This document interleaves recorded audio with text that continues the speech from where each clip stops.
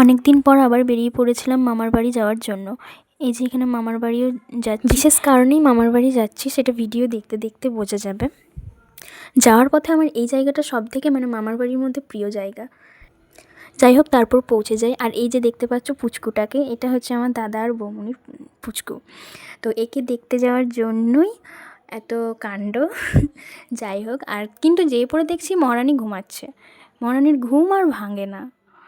আর এইদিকে আমি ওকে ঘুমটা ভাঙানোর জন্য জ্বালাচ্ছিলাম। একটু আমার বাচ্চাদের বেশ আদর করতে যেমন ভালো লাগে, সেরকম আমার ঘুমন্ত অবস্থায় জ্বালাতেও ভালো লাগে। তো ওর মুখের রিয়াকশানটা দেখে আমাদের সবারই হাসি পাচ্ছিল। আমি তো ভাবলাম ওর হয়তো আজকাল সেই দিন আর হয়তো ঘুম ভাঙবে না, কারণ আমরা এক লেটে গিয়েছিলাম আর ও তখন ঘুমাচ্ছিল। কিন্তু দেখি রাত 8টা সাড়ে 8টার কাছাকাছি ওর ঘুম ভাঙে, আর ভেঙেই দেখছি নানা ধরনের পোজ মুখের দিতে থাকে। ঠিকই আছে, পিসিমণি এসেছে বলে কথা, তাই কি না ওঠে? যাই হোক, তারপরের দিন সকালে আবার কচুরি খেতে খেতে আমরা বাড়ি চলে আসি। আজকের মতো এখানেই, টাটা।